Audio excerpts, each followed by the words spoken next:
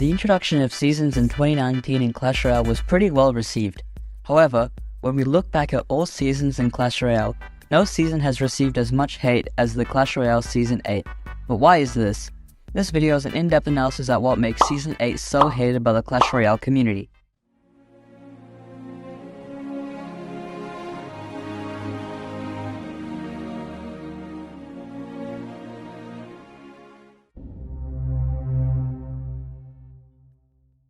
Before we look at Season 8 itself, we need to understand what was happening to the game and the world at that time.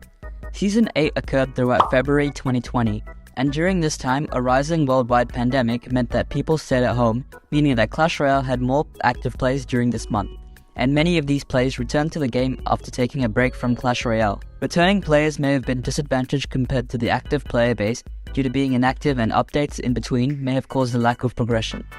It is also worth noting that Supercell developers spent more time at home, and communication and connectivity without being face-to-face also presented itself to be challenging in terms of preparing updates or seasonal changes. On top of this, the approaching season, the March 2020 season, was the 4-year anniversary of Clash Royale, and preparations for that were much more important than the February season because it was a major annual event. With this out of the way, we can use this information to talk about upcoming topics about what makes Season 8 the most hated season in Clash Royale history. A part of why Season 8 is so hated is due to the missed opportunities that could have made it much better. A lot of people were disappointed that it was not about love or Valentine's Day in light of Valentine's Day occurring in February. This makes sense because it was also the first time that the new season's feature would be in February, because the first ever season was only in July 2019. Additionally, the idea of the season revolved around the log, with Supercell calling it Logendary, and the tower skins being log themed, with the Lumberjack's Rage spell also appearing. Therefore, it was completely unexpected for Supercell to boost the Round Rider for the season. Instead, boosting the Log or Lumberjack would have been more fitting. On top of this, the fact that the Pass Royale exclusive emote during this season was of the Royal Ghost seemed a bit unusual. I will cover this part in a bit more detail later, but it seemed like another missed opportunity for Supercell to add a Log or Lumberjack limited emote. Supercell's questionable decisions in Season 8's team made it seem rushed and did not have a lot of thought, as if they were delaying time for the 4-year anniversary. A lot of people complained that Supercell developers were simply being lazy at this season's launch. There certainly were indications of this throughout the design of the season. To start, the biggest disappointment for players was the whole idea of the season, which piggybacked on Season 3, and was literally named Return to Legendary Arena, a direct reference to Supercell returning to Season 3, which was about the legendary cards and features, which is also solidified by the reuse of Legendary Arena from Season 3. It was also discovered that the Royal Ghost emote that was released during this season was hidden in the game files, and only released in this season almost a year after it was discovered to be in the game.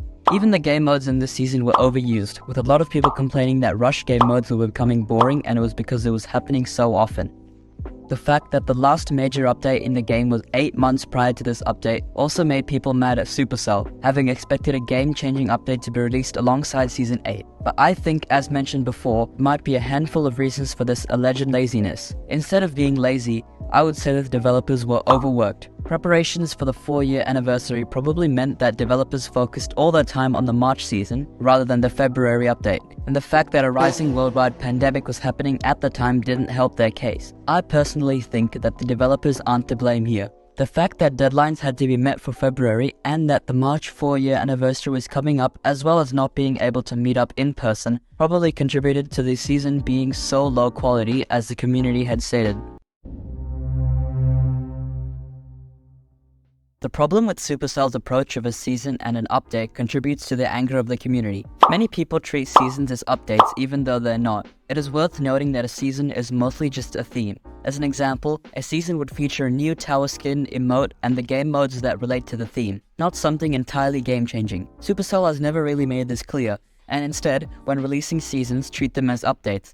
To prevent this confusion, or the developers being overworked, Supercell should consider making seasons longer than only around 25 to 30 days. This is because they would not need to add new features to impress the community every month, and would be able to work on bigger features in the following seasons that would be better. A big reason as to why people hated Season 8 was because people forgot that it was a season, not an update. The fact that Supercell raised the bar so high for the previous seasons to the degree that they were almost updates, and then released a disappointing season in February 2020, made it seem terrible and uninnovative, despite it being a pretty normal season with a few reused features. To be clear, it was still a pretty bland season, and I am not biased towards Season 8, but I don't think that Supercell should have received the amount of hate that they did for it.